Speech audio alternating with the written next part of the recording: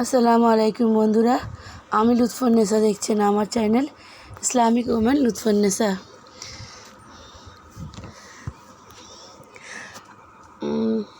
আমরা সবাই ভালো আছি আর আশা করছি ইনশাআল্লাহ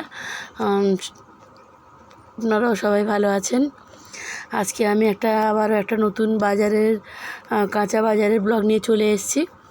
এর আগেও আমি অনেকবারই দেখিয়েছি কাঁচা বাজার। আর আমাদের যেহেতু সপ্তাহে একদিন বাজার করা হয়, আর আমাদের কিন্তু বাজারটা একটুখানি বুদ্ধি করে যদি আমরা বাজার করি, নিজেদের যদি একটুখানি বুদ্ধি বা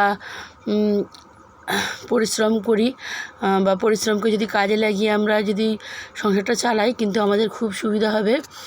আর এখানে আমাদের কিন্তু সপ্তাহের দিন অনেক কিছুই নিয়ে আসে। মাছ, মুরগি মাংস, মাছের ডিম আছে, চিংড়ি মাছ আছে, কয়েক রকমের জিনিস নিয়ে আসে। আর আমি যদি মনে করি যে আমি শুধু গরুর মাংস খাবো, সেটা কিন্তু অনেকটাই খরচ হয়ে যাবে। আমি যদি 3 কেজি বা 4 কেজি যদি গরুর মাংস নেই, 2 কেজিও যদি নেই, তবুও কিন্তু অনেকটাই টাকা চলে যাবে।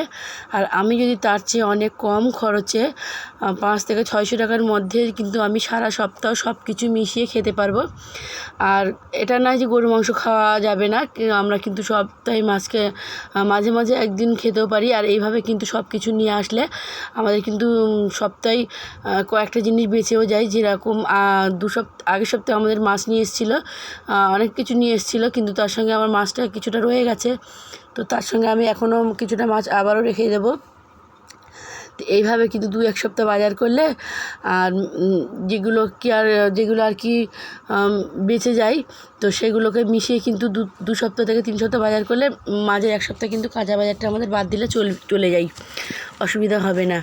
আর আমি দেখেছি অনেক জনের যে 2-3 কেজি মাংসতেও হয় না, আবারও নতুন করে কিছু আনতে হয়, কিন্তু ওখানে তো টাকাটা বেশি চলে যায়। কিন্তু আমরা যেরকমভাবে চালাই যে 500 থেকে 600 টাকার ভিতরে আমাদের কিন্তু সব কিছু নিয়ে চলে আসে। আর প্রতি সপ্তাহে যে এগুলো নিয়ে আসে তাই না, 1 সপ্তাহ যদি এগুলো নিয়ে আসে, তারপরের সপ্তাহে হয়তো মাংস নিয়ে আসলো। তো এইভাবে কিন্তু আমাদের সংসারটাকে চালাই।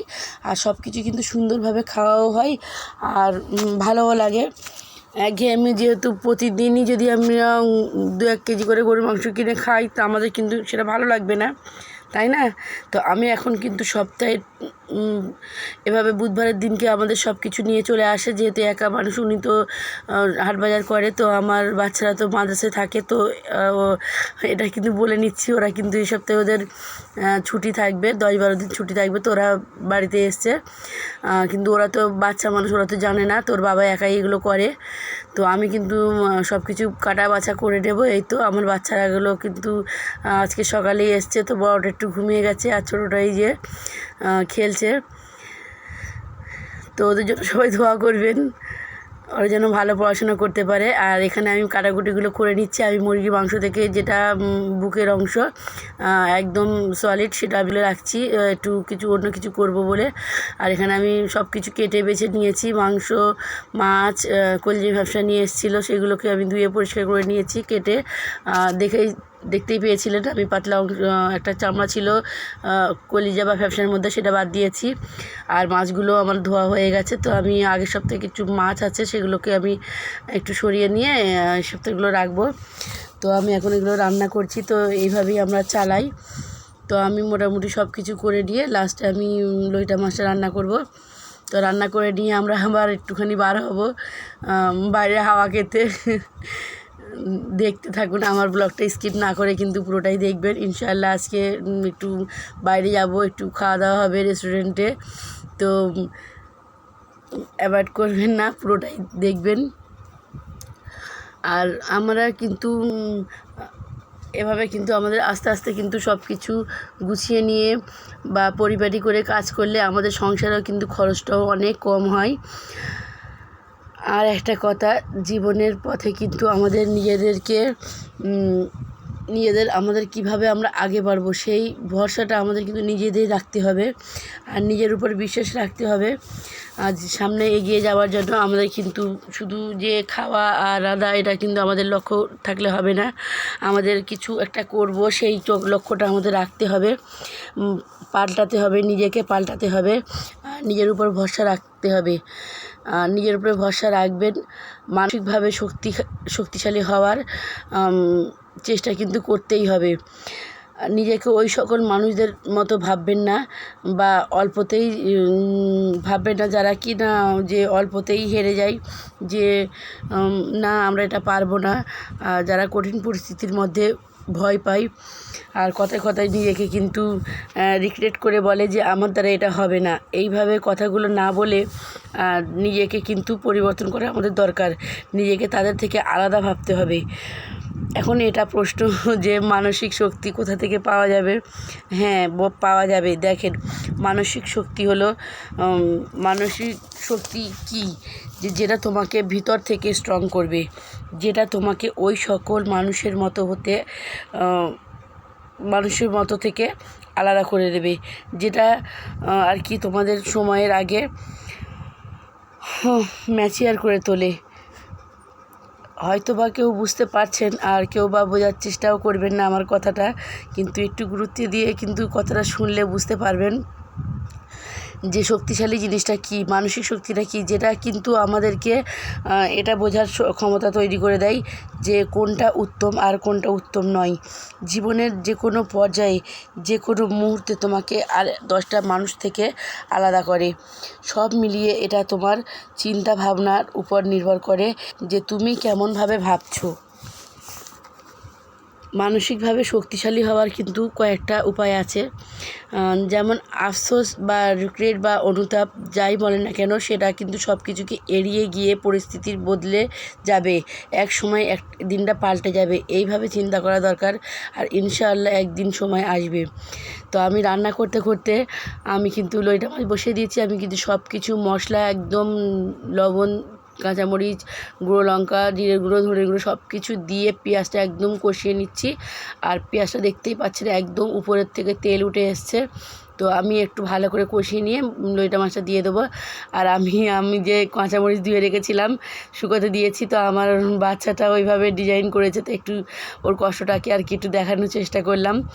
যদি ভালো লাগে প্লিজ একটা লাইক দিয়ে দেবেন ওর কষ্টের জন্য, আর সাবস্ক্রাইব করে পাশের বেল আইকনটা বাজিয়ে দেবেন যাতে আমার দেওয়া ভিডিওর নোটিফিকেশান আপনাদের কাছে যেতে পারে। আর আমি যেটা বলছিলাম যে সময় একদিন পাল্টে যাবে ইনশাআল্লাহ। সব সময় কিন্তু ভাগ্যের উপরে বিশ্বাস রাখবেন। আর ভাগ্য আছে, কিন্তু এর মানে এটা নয় যে তুমি ভাগ্যকে নিয়ে বসে থাকবেন যে ভাগ্যে আছে এটা হবে না। ভাগ্য হয়তো বা এটা তোমার দিকে তাকিয়ে আছে যে তুমি কখন শুরু করবে, তুমি কখন চেষ্টা করবে, তুমি কখনই বা নিজের দায়িত্ব নেবে। পৃথিবীতে এমন কেউ নেই কিন্তু যে তোমার দায়িত্ব নেবে, বা পৃথিবীর বুকে এমন কেউ নেই যে তোমার লড়াইটা লড়বে। এটা তো আমরা সবাই জানি, তাই না?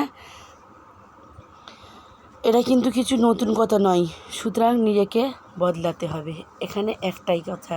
তো আমি কথা বলতে বলতে রান্নাটা শেষ করে নিয়েছি। আর আমার লইটা মাছ রান্না কিন্তু খুবই মজার হয়েছিল। তো আমি এখন রান্নাবান্না করে খাওয়া দাওয়া করে এখন একটু হাওয়া খেতে বার হয়েছি। তো এখানে কিন্তু ইট ভাটার এদিকে কিন্তু খুব সুন্দর কাশফুল হয়েছিল, তো আমি ভাবলাম একটু বন্ধুদের সঙ্গে শেয়ার করি। তো এখানে আমি যেটা বলছিলাম এত সব কথার মাঝে কিন্তু একটাই উৎস যে আমাকে নিজেকে বদলাতেই হবে, যেমন করেই হোক। মানুষ কি বলছে সেটা দেখলে কিন্তু হবে না। দেখেন, এই পৃথিবীতে এমন মানুষের অভাব নেই, এমন মানুষের পরিস্থিতি বা এখন যে মানুষের ভাবনা সেটা হচ্ছে যে ভালো মানুষকে লোক মজা নেয় বা ঠাট্টা মশকরা করে। আর মুখ পাতলা যারা আর কি মানুষকে মানুষ মনে করে না, যারা মানুষের মনে দুঃখ দেওয়ার ক্ষেত্রেও চিন্তা ভাবনা করে না যে এই কথাটা বললে কারোর মনে দুঃখ লাগবে, সেরকম মানুষকে মুখ পাতলা বলে। আর ওরকম মানুষকে কিন্তু সবাই ভয় পায়। ভয় পায়, কারণ তাকে যদি কিছু বলা যায় আবার সে কিন্তু না ভেবে না শুনেই আপনার সঙ্গে কিন্তু আপনার মনে কিন্তু আঘাত দেবে, ঠিক আছে? তো এইভাবে মানুষকে কিন্তু ভয় পায়, আর সে ভাবে যে আমাকে কিছু বলে না তার মানে আমাকে কিন্তু ভালো চোখে দেখে বা ভালোবাসে, সেটা কিন্তু মোটেও না। আপনাকে ভয় পায় তার মানে এটা না যে আপনাকে সে সম্মান করে। আর এখানে আমি দুই ধরনের কথা বললাম মানুষের, ভালো মানুষ যাকে লোক মজা নেয়, আর একটা হচ্ছে মুখ পাতলা মানুষ যাকে লোক আর কি যেরকম ধরেন পচা পাঁকের মধ্যে যদি আপনি ঢিল ছোড়েন তাহলে কিন্তু সেই পচা পাঁকটা কিন্তু আপনার গায়ে আসবে, এই ভেবে কিন্তু সেই মুখ পাতলা মানুষের সঙ্গে মানুষ লাগে না, তাই না? আর এখানে আরেক ধরনের মানুষ আছে, সেটা কে জানেন? সেটা হচ্ছে তার উপর কিন্তু সবাই হিংসা করে, আর যার উপরে হিংসা করে তাকে কিন্তু সব সময় নিজেকে ভাগ্যবান মনে করা উচিত। তো এটা কেন বলছি আমি পরে বলছি। আর এখানে কিন্তু আমরা ঘুরতে এসে তো সময়টা অনেকটাই ছিল, তো এখানে সত্য পীর সাহেবের রওজা ছিল, মাজার, তো আমরা একটু সেখানে গেলাম, যেহেতু পবিত্র রুহের কাছে কিন্তু একটুখানি জিয়ারত করে আসা ভালো, তো আমরা একটু গিয়েছিলাম। তো আমি যেটা বলছিলাম আর কি, যে যদি তোমাকে কেউ হিংসা করে তাহলে সত্যিই তুমি নিজেকে ভাগ্যবান ভাববেন, কারণ শোনেন, কারণ যারা তোমাকে হিংসা করে তারা কিন্তু নিশ্চয়ই তোমার মতো হতে পারবে না, তাই তোমাকে হিংসা করে। দেখবেন এখানে মজা নেওয়া আর ভয় করা আর হিংসা করা, এবারে বলেন তো কথাটার মধ্যে পার্থক্যটা কোথায়? হ্যাঁ, পার্থক্যটা কিন্তু অনেক। তোমাকে হিংসা করার মানে তুমি সত্যিই তাদের থেকে আলাদা, তাই না? আর কথাগুলোর মাঝে একটুও যদি শুনতে ভালো লাগে বা কথাগুলো যদি আমি সত্যি বলে থাকি, প্লিজ আমার কথাগুলোর জন্য একটা লাইক দিয়ে দেবেন, আর আমাকে জানাবেন আমি কথাগুলো কতটা সত্যি বলেছি। আপনাদের একটা লাইক বা কমেন্ট কিন্তু আমাকে খুবই উৎসাহ করে। তো আমরা কথা বলতে বলতে কিন্তু আমার ব্লগটা প্রায় শেষ পর্যায়ে। তো আমরা একটু রেস্টুরেন্টে গিয়েছি, যেহেতু অনেকক্ষণ আগে বার হয়েছি, আর হ্যাঁ আমরা কিন্তু বাইরে একটু ফলুদা খেয়েছিলাম, তো একটা রোলও নিয়েছিলাম, যেহেতু রেস্টুরেন্ট একটু দূরে ছিল। তো আমরা হাঁটতে হাঁটতে অনেকটাই পথ এসে আর একটা রেস্টুরেন্ট পেয়েছি, তো এখানে আমরা একটু চাউমিন খেয়ে নিচ্ছি, আর খাওয়ার পর একটু মলে গেলাম, দেখি কিছু কেনা যায় কি না।